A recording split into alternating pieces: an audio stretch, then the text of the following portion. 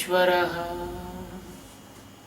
गुरु साक्षात् परब्रह्मः तस्मै श्री गुरुवे नमः। ध्यानमूलं गुरुमूर्ति पूजामूलं गुरुपदम् मंत्रमूलं गुरुर्वाक्यम् मोक्षमूलं गुरुकृपा। साक्षात् अस्तित्वरूपाय प्रत्यक्ष परमात्मने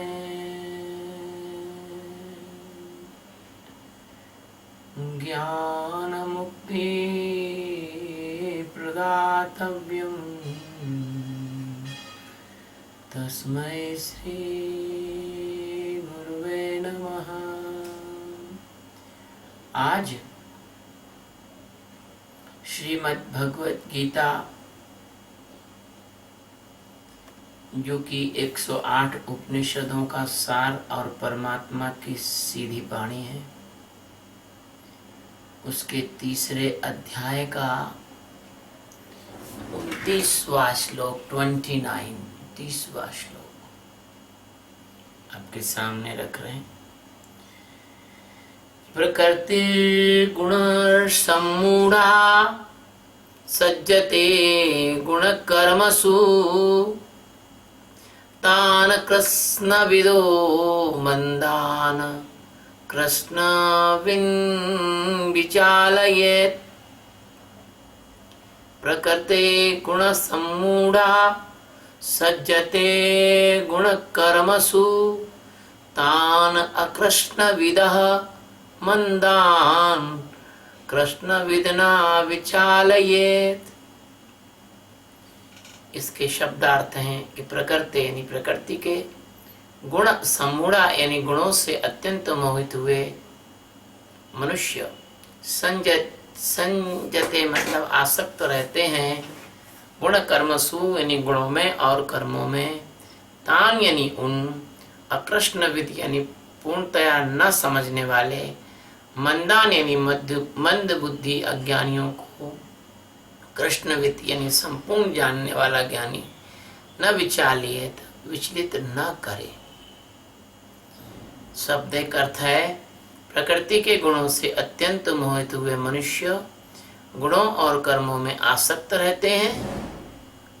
उन पूर्णतः न समझने वाले मंद बुद्धि अज्ञानियों को पूर्णतः जानने वाला ज्ञानी विचलित न करे। इस सद्गुरु सच्चिदानंद परमात्मा अनंत कोटि ब्रह्मांड नायक करुणा वरुणालय श्री कृष्ण महाराज की गीता का एक ऐसा महत्वपूर्ण श्लोक है जो शायद विश्व में कोई इस श्लोक की गहराई को न जान पाए। पूरी गीता में कृष्ण शब्द का अर्थ अगर कहीं आया है तो इसी श्लोक में आया है। कृष्ण शब्द का परिचय दे रहे हैं भगवान, कह रहे हैं कृतस्न कृतस्न बोलते बोलते कृतस्न कृष्ण हो जाता है, कृतस्न कृतस्न कृष्ण कृष्ण कृष्ण कृष्ण हो जाता है। ज्ञानी पूर्ण ज्ञानी इसका अर्थ है। कृष्ण का मतलब है पूर्ण ज्ञानी और कृष्ण का भी मतलब है पूर्ण ज्ञानी, क्योंकि भगवान श्री कृष्ण पूर्ण कला अवतार थे। क्योंकि यहाँ भगवान का कृष्ण का अर्थ आया है, इसलिए यह श्लोक बहुत ज्यादा महत्वपूर्ण है। और ये बात छुपी हुई है तो अन्य जितने भी गीता के मीमांसाकार और टीकाकार और प्रवचनकार हैं, उन्होंने शायद इस बात पर आज तक कहीं ध्यान दिया ही नहीं। मुझे नहीं लगता कि कहीं किसी ने ये कृतस्न को कृष्ण के रूप में देखा होगा, क्योंकि अर्थ भी ये बता रहा है उसका। कृतस्न का मतलब होता है पूर्णतः जानने वाला, और कृष्ण तत्व जो है वो अस्तित्व है और सब में होकर सबको जानने वाला है। इसलिए इसका जो अर्थ है वह भी कृष्ण शब्द से मिलता जुलता है। इसलिए यह जो है गीता में यह जो शब्द आया है भगवान कृष्ण के शब्द, कृष्ण शब्द का स्पष्ट अर्थ आया है, यानी ज्ञानी। अब इसका उल्टा भी इसमें बताया, अकृत्स्न, अकृत्स्न, अक्र आदत स न, है ना, इसका अर्थ इन्होंने अज्ञानी बताया। तो ये और भी ज्यादा मतलब पुष्ट होता है कि कृष्ण का मतलब ज्ञानी है, और अकृष्ण का मतलब अकृत्स्न का मतलब होता है अज्ञानी। तो भगवान स्पष्ट रूप से निर्देशित करते हैं, समझाते हैं कि जो लोग प्रकृति के गुण विभाग के द्वारा, अच्छे से समझना, क्योंकि कल प्रकृति का गुण विभाग और कर्म विभाग दोनों की हमने चर्चा की थी। तो प्रकृति के गुण विभाग के द्वारा जो उत्पन्न कर्म विभाग है, इसका एक प्रभाव है, इसका एक इफेक्ट है। इस प्रभाव से जो अत्यंत मोहित हो चुके हैं, देखना इसमें भी एक बहुत अच्छा शब्द दिया है, अत्यंत मोहित। श्रीमद् भागवत पुराण में एक कथा आती है, अत्यंत मोहित किसे कहते हैं इसको समझ जाओ। कथा ऐसी आती है भागवत पुराण में कि जब देव और असुरों ने समुद्र मंथन किया, तो समुद्र मंथन में जो अमृत निकला, अब वो अमृत तो देवताओं को पिलाना था, क्योंकि परमात्मा या कोई भी व्यक्ति होगा वो श्रेष्ठ जो अच्छे लोग होते हैं उनको बचाना चाहता है, जो गलत लोग होते हैं उनको नहीं बचाना चाहता। तुमने एक बगीचा लगाया और बगीचे की कोई अच्छी देखभाल करता है तो तुम उस पर खुश हो जाते हो, और जो बगीचे के अंदर बकरे बकरी भैंस भैंसा घुसेड़ देता है, या बकरी या बगीचे को के फूल के पौधों को नष्ट भ्रष्ट करता है, उखाड़ देता है, तोड़ देता है, उसको तुम बगीचे में घुसना पसंद नहीं करोगे। ये सारा संसार परमात्मा का बगीचा है। तो इसमें जो अच्छे लोग हैं, वो देव लोग हैं, उनको भगवान संरक्षण देते हैं। इसलिए कहते हैं कि गौ ब्राह्मण के लिए भगवान अवतार लेते हैं। क्यों लेते हैं? कि ब्राह्मण जो है उनकी जो ब्रह्म विद्या है उसका प्रतिपादन करते हैं, संरक्षण करते हैं, संवहन करते हैं, हस्तांतरण करते हैं। तो जब देव आसुर दोनों ने मिलकर क्या किया, समुद्र मंथन किया, तो समुद्र मंथन में अमृत निकला, और अमृत के लिए छीना छपटी होने लगी। देवता से छीन कर और राक्षस जो है अमृत का कलश उठा के ले गए। तो भगवान ने सोचा ये तो बड़ी गड़बड़ हो जाएगी, तो भगवान ने मोहिनी रूप धारण किया। मोहिनी रूप में इतनी सुंदर स्त्री बने भगवान विष्णु कि तीनों लोकों में ऐसी सुंदरता किसी भी स्त्री में नहीं होगी, और वर्णन भी करना संभव नहीं है। क्योंकि मैं अगर स्त्री की सुंदरता का वर्णन करने लग जाऊंगा तो तुम्हारा ज्ञान की तरफ ध्यान नहीं होगा, तुम्हारा ध्यान कहीं और चला जाएगा। इसलिए मैं उतना ही कहूंगा कि मोहिनी अवतार लेकर भगवान ने क्या किया कि असुरों को अत्यंत मोहित कर लिया। जैसे श्लोक में आया अत्यंत मोहित करना, जैसे माया के गुण विभाग और कर्म विभाग ने समस्त जीवात्मा को अत्यंत मोहित कर रखा है, ऐसे मोहिनी रूप में भगवान ने असुरों को अत्यंत मोहित कर लिया। देवताओं को तो अमृत पिला दिया और असुरों को पिला दी बारूणी। बारूणी का मतलब होता है शराब, मदिरा। तो भाई अगर तुमने इस जगत के गुण विभाग और कर्म विभाग में अगर तुम मोहित हो गए, क्योंकि तो सम्मोहन पैदा करता है, तो फिर क्या होगा कि आत्मज्ञान का जो अमृत है वह पीने से तुम वंचित हो जाओगे, वो नहीं मिलेगा तुमको। तो तुमको अहंकार की शराब पीना पड़ेगी, अहंकार की वारुणी पीना पड़ेगी, क्योंकि तुम जब इस माया के गुण विभाग और कर्म विभाग से मोहित हो जाओगे तो ये माया तो बहुत ठगनी है और बहुत ज्यादा मोहिनी है। माया का नाम ही मोहिनी है। तो फिर ये विषयों की अहंकार की जो बारूणी है, मतलब शराब है, ये तुमको पिलाएगी और अमृत को आप छोड़ देंगे। जैसे ब्रह्मानंद जी भजन गाते हैं कि लोभ के हेतु लोभ के हेतु अमियत ज मूर्ख, विषय रस को गटकत है, चंचल मन निश दिन भटकत है। तो अपन परमात्मा का जो अमृत है उसको तो छोड़ देते हैं, आत्मज्ञान आत्म साक्षात्कार।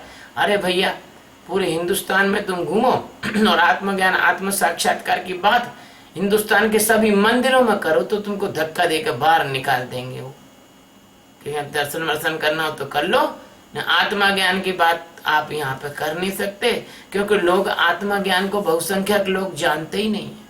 और जो जानते हैं वो सिर्फ शब्द जानते हैं, और जो उसकी खोज में निकलते हैं वो बहुत सारे लोग तो बीच में ही ढोंगी ढांगी गुरुओं के पास फंस के मर जाते हैं। और बहुत कम लोग होते हैं जो आत्मज्ञान को पाने के लिए किसी ब्रह्मवेत्ता सदगुरु के पास टिक पाते हैं। तो ये संसार जो है यह माया के कारण अत्यंत मोहित हो गया है। माया यानी क्या? माया यानी ये गुण विभाग और कर्म विभाग, जो कल समझाए थे। किंतु जो पूर्ण ज्ञानी होते हैं वो कृष्ण होते हैं, सदगुरु। ऐसे लोगों को वो क्या करते हैं, उनको उनके हाल पर छोड़ देते हैं। जैसे आगे गीता में आया है कि भूत के भजने वालों को मैं भूत में दृढ़ कर देता हूँ उसकी भक्ति, और देवता को भजने वालों को मैं देवता में दृढ़ कर देता हूँ, और जो मुझे तत्व से जानने का प्रयास करता है उसकी श्रद्धा मैं अपने में दृढ़ कर लेता हूँ। आपने कहावत तो सुनी होगी कि सीख न दीजिए बानरा, कि बंदर को बयान सीख दी तो उसका घोंसला उसने तोड़ के फेंक दिया था। ऐसे अगर जिसको आत्मज्ञान की प्यास नहीं है उसको आत्मज्ञान की अगर तुम सीख दोगे तो वो जो है तुम पे क्रोधित हो जाएगा। एक पुराने समय की बात है, करीब इस बात को 20-25 साल हो गए। तब हम नाथ संप्रदाय के योगी थे, लेकिन हमारा अवधान तो आत्मा के ज्ञान की तरफ था। एक दिन हम टहलते टहलते एक सड़क के किनारे निकल गए। वहाँ दूर थोड़ी सी पहाड़ी पर एक मंदिर था। मंदिर में एक महात्मा जी रहा करते थे। हम वहाँ गए तो महात्मा जी ने बड़े आदर से हमको अपने आसन पर बिठाया और अंदर गए। अंदर जाके वो जो है एक डायरी लाए और हमारे सामने बैठ गए, और हमको महात्मा जी बताने लगे कि मैंने 33 बार तो रामेश्वर गया हूँ, और 48 बार मैं कपिल मुनि का आश्रम में गया हूँ, और करीब 37 बार जो है मैं बद्रीनाथ गया हूँ, और 72 बार मैं फलाने जगह गया हूँ। ऐसे करके उन्होंने अपने तीर्थों की यात्राएं गिनाना शुरू कर दी। हमने धीरे से पूछा, महात्मा जी तुम सब दूर इधर उधर सब जगह गए, लेकिन कभी अपने आत्म तीर्थ की तरफ गए कि नहीं, अपने आत्मा में उतरे कि नहीं उतरे? क्योंकि हमको भी आज से 25 साल पहले की बात है, हमको भी अपने आत्म स्वरूप की तलाश थी, कैसे पाया जाए। अरे भैया हमने जैसे उनसे कहा कि महात्मा जी तुम इतने तीर्थों में हो आए और तुमने आत्मज्ञान प्राप्त किया कि नहीं किया, इस बात पे तो महात्मा जी आग बबूला हो गए, और हमसे जो है गुस्सा हो गए। जो उनके मन में आया वो कहने लगे। हमको जो है मंदिर में आने के नियम समझाने लगे। बोले तुम तो बैठ गए आसन पे, तुमने हाथ धोए ना पैर धोए ना हनुमान जी के दर्शन किए अंदर जाके। अब हम हनुमान जी के दर्शन तो तभी करते ना जब महात्मा जी हम से बात थोड़ी बहुत शुरू इंट्रोडक्शन हुआ था वो पूरा हो जाता, फिर हम जाके दर्शन करते। महात्मा जी तो भैया हम पे पिल गए और हम वहां से भाग खड़े हो गए। तो ये देखिए कि इस प्रकार से अगर आप बंदर को सीख देंगे तो वो आपका घोंसला उखाड़ के फेंक देता है। ऐसे ढोंगी ढांगी जो लोग होते हैं, जो कर्मकांड को ही सब कुछ मानते हैं, जो गुण विभाग और कर्म विभाग में अत्यंत मोहित हैं, ऐसे लोगों को सदगुरु क्या करते हैं कि उनको एक धक्का और मारते हैं कि जो तुम कर रहे हो वही करो, क्योंकि उन्हें मालूम है कि ये कोई परिवर्तित तो होने वाले हैं नहीं है। तो ऐसे जो लोग हैं जो इंद्रियों के सुखों की तरफ लालायित रहते हैं ना, वो चारवाक की तरह होते हैं। चारवाक जानते हो? चारवाक एक सिद्धांत है। ये एक दानव हुआ प्रहलाद जी के वंश में, उसका अच्छा ही नाम था, देखो मैं बताता हूं। उस दानव ने ये क्या किया, अपने खुद के मंदिर बनवाए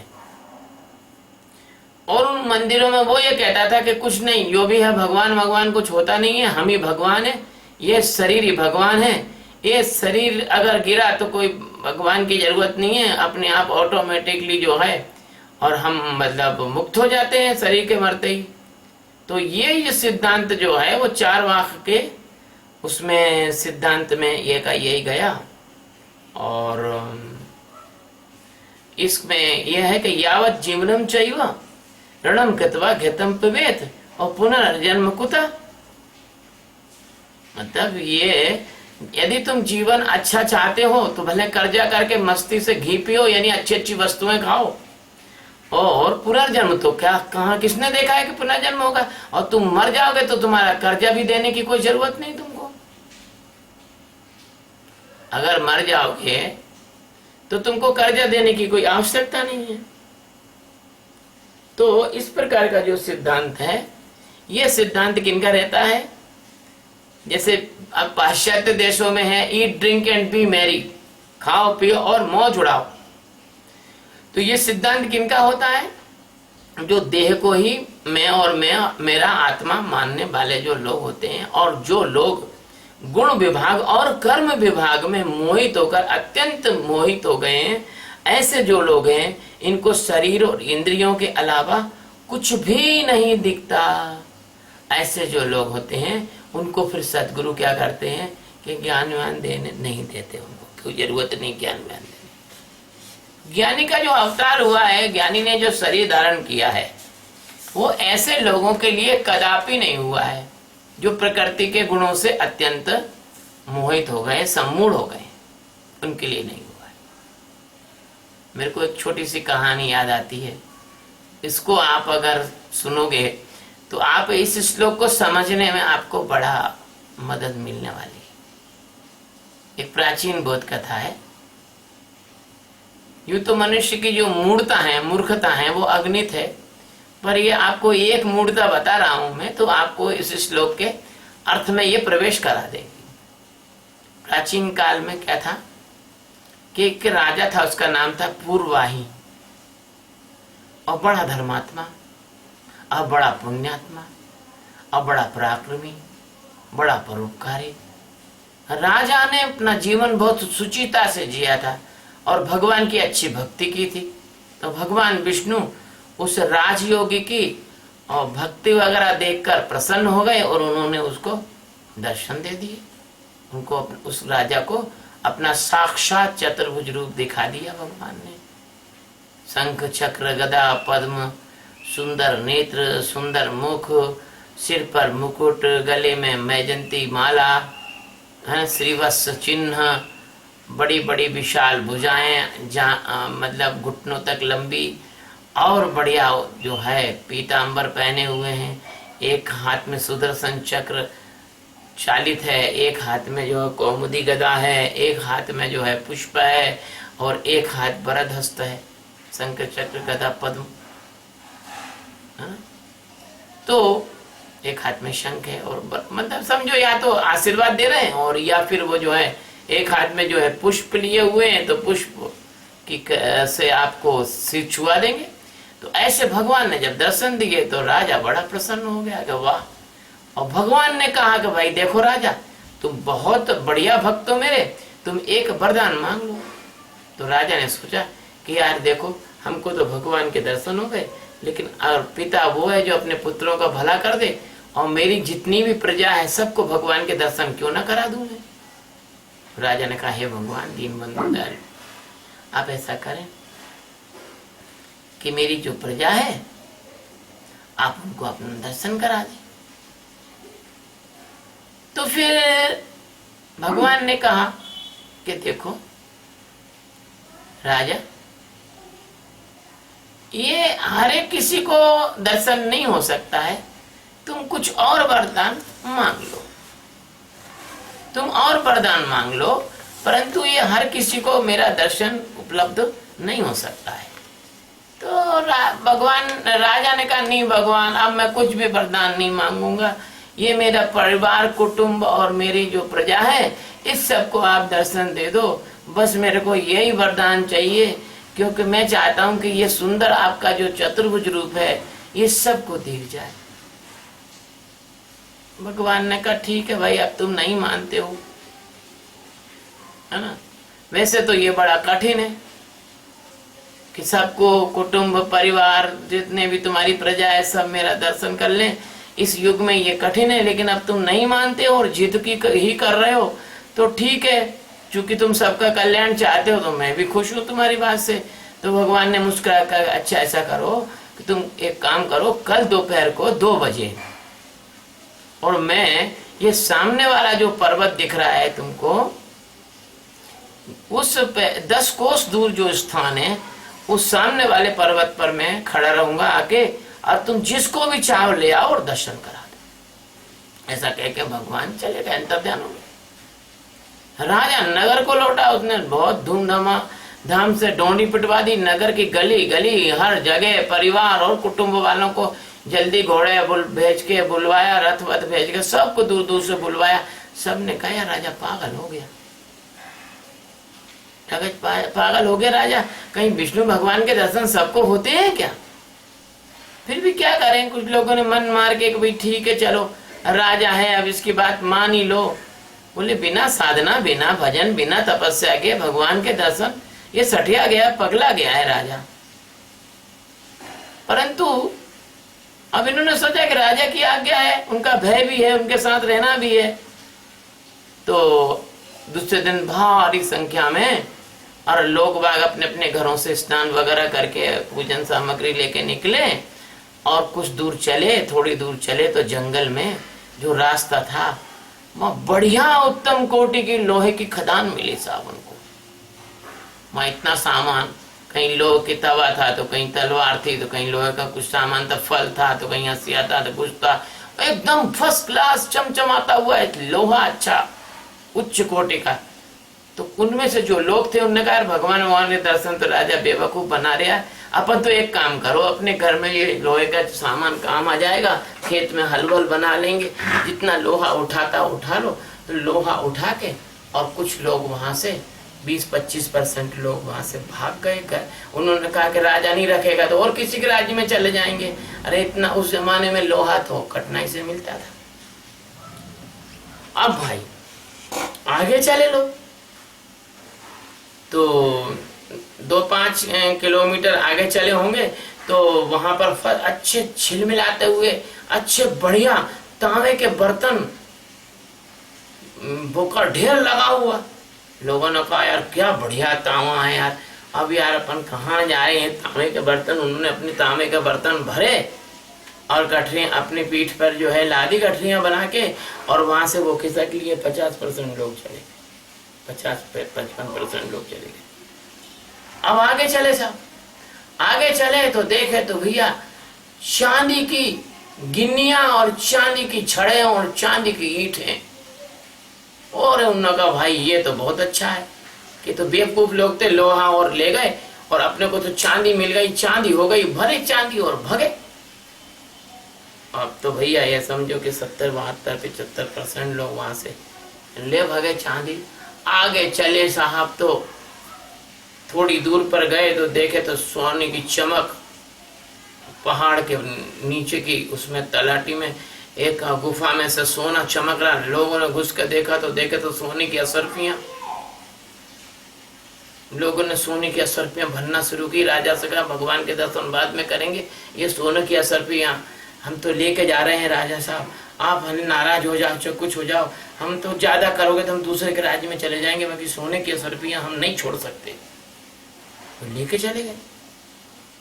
अब साहब स्थिति ये बनी कि राजा और उसके 3-4 मंत्री रह गए, बाकी सब भाग गए। अब आगे चले तो देखे तो भैया हीरे हीरे रास्ते रास्ते में हीरे पड़े हुए। और रानी बोली कि भाई देखो महाराज जी, आप तो मुझे लगता है पगला गए हो, ऐसे हीरे मोती जवाहरात ये रत्न माणिक यहाँ बिखरे पड़े हैं, मैं तो ये बीनूंगी। आप भगवान से मिल मिला के आ जाओ और मुझे बता देना, मेरा प्रणाम बोल देना भगवान। आखिर ये स्थिति बनी कि उस पहाड़ी पर जहां भगवान खड़े थे, केवल राजा पहुंचा। भगवान ने मुस्कुरा कर कहा कि राजा, तुम्हारी प्रजा कहाँ है, तुम्हारा परिवार कहाँ है, तुम्हारा कुटुंब कहाँ है? तो राजा ने कहा, प्रभु किसी को आपके दर्शन की आवश्यकता नहीं है, किसी को भी आपके दर्शन की आवश्यकता नहीं है। इसको कहते हैं प्रकृति के गुणों से मोहित मनुष्य गुणों और कर्म में आसक्त रहते हैं, वे पूरी तरह से नासमझ होते हैं और गुण और कर्म से उनकी जो बुद्धि होती है उसमें इतना अंधापन हो जाता है कि वो तत्वविद सदगुरु का दर्शन ही नहीं कर पाते। ऐसी स्थिति में जब तत्वविद गुरु की किसी को आवश्यकता नहीं है, सदगुरु की किसी को जरूरत नहीं है, तब ज्ञानी को चाहिए कि ऐसे लोगों को जो किसी भी विषय का सहारा लेके जी रहे हैं, ऐसे अंधों की जो लकड़ी हो है उसको ना छीने। क्यों? कि अगर उनकी लकड़ी छीन ली तो बेचारे अंधे जाएंगे कहाँ? ज्ञान की आंखें तो ही नहीं उनके पास। इसलिए मेरे सदगुरु कहा करते थे कि आप यदि किसी को रहने के लिए पक्का मकान नहीं बना सकते हो तो आप उसकी झोपड़ी मत तोड़ो। यदि कोई हनुमान जी की भक्ति करता है, आप उसको आत्मज्ञान नहीं करा सकते हो तो उसको हनुमान जी की भक्ति कर लेने दो। बेचारे को कम से कम हनुमान जी का सहारा तो है, गणेश जी का सहारा तो है, लक्ष्मी मैया का सहारा तो है, दुर्गा काली का सहारा तो है। इसलिए यदि आप किसी व्यक्ति का सहारा तब तक मत छीनो जब तक आपको लगे कि नहीं ये तो 100% 100% आत्मज्ञान प्राप्त कर लेगा।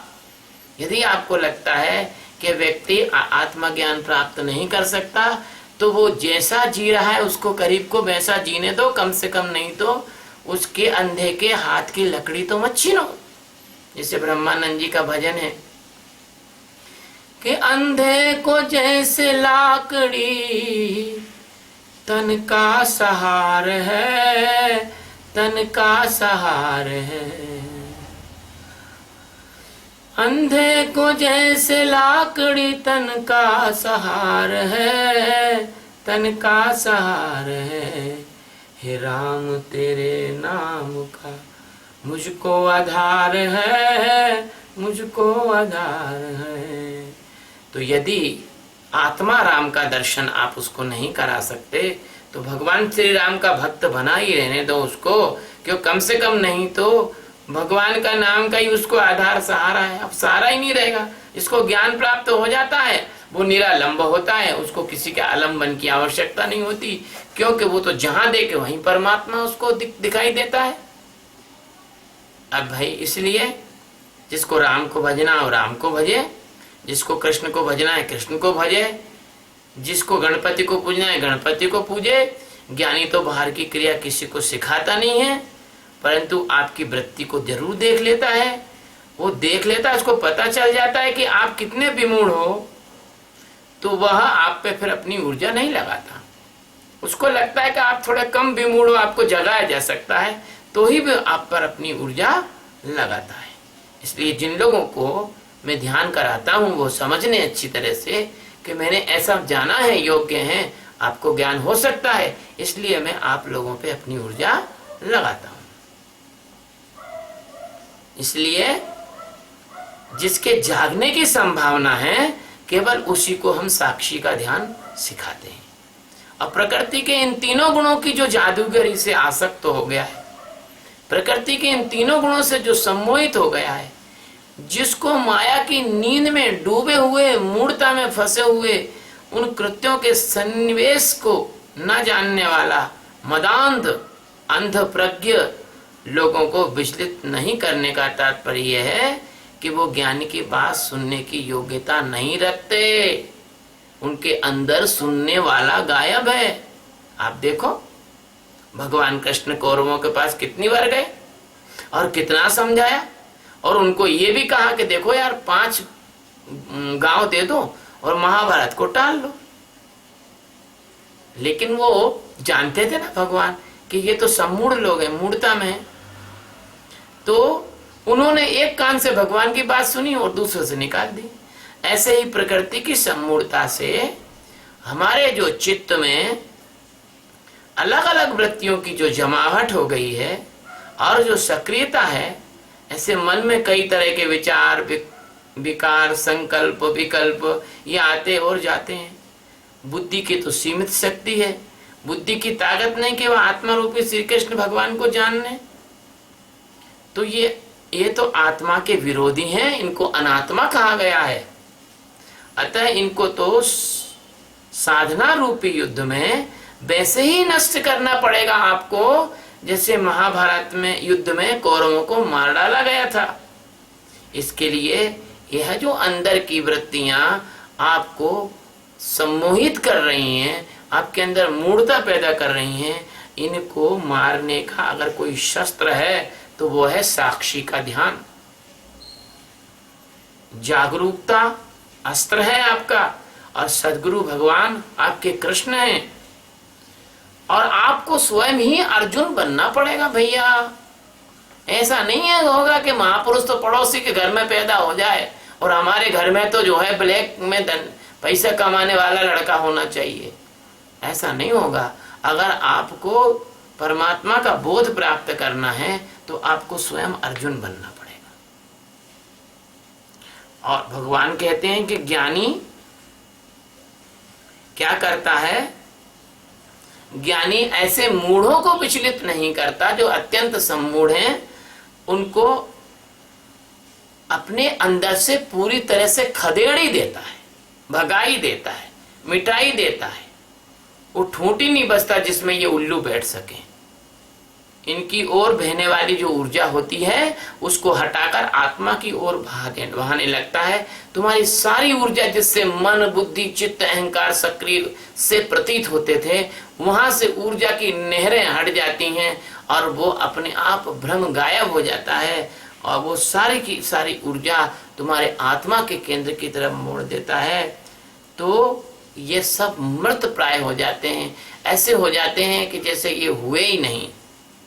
और ये सारे भ्रम का जो साम्राज्य है वो तुम्हारे अज्ञान के कारण जो तुम्हें प्रतीत हो रहा था वो सदा सदा के लिए नष्ट हो जाता है और तुम स्वरूप में जाग जाते हो।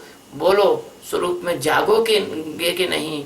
और अगर नहीं जागना चाहोगे तो फिर इस श्लोक में जो आया है, फिर ज्ञानी तुम्हारे जीवन से निकल जाएगा। इसलिए स्वरूप में जागना है तो ही तुम्हें ज्ञानी तुम्हारी मदद करेगा।